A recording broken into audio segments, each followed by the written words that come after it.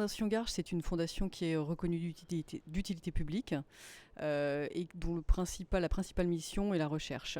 On a 3 axes qui nous caractérisent, qui sont donc tout ce qui est protocole de recherche clinique, tout ce qui est formation et information.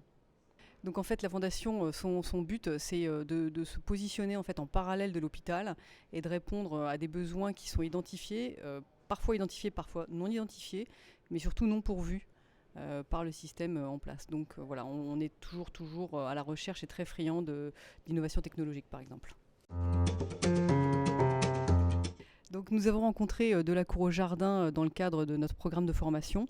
L'idée, c'était de voir comment répondre à cette agence immobilière qui cherche finalement à intégrer auprès de ses agents une particularité qui est la recherche de biens pour des personnes en situation de handicap moteur, voire de handicap un peu plus large.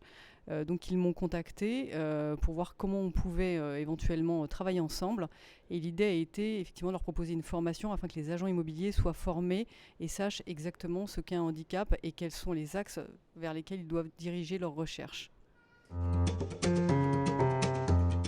Donc la formation, en fin de compte, on a décidé avec Isabelle Larochette de créer vraiment une formation spécifique pour les agents immobiliers. Et pour ça, en fait, moi j'ai fait appel à mon équipe qui est en particulier, ce sont des ergothérapeutes, des psychologues et des assistantes sociales qui vont répondre finalement aux différentes questions qu'on peut se poser par rapport justement à ce qui est important dans la recherche de biens immobiliers pour une personne en situation de handicap.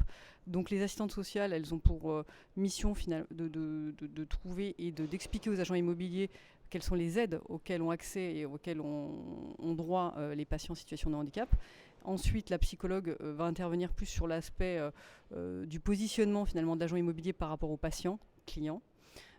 Et enfin, l'ergothérapeute va expliquer, elle, en détail ce que sont les différentes pathologies et finalement l'écosystème autour duquel dans lequel le patient va s'inscrire.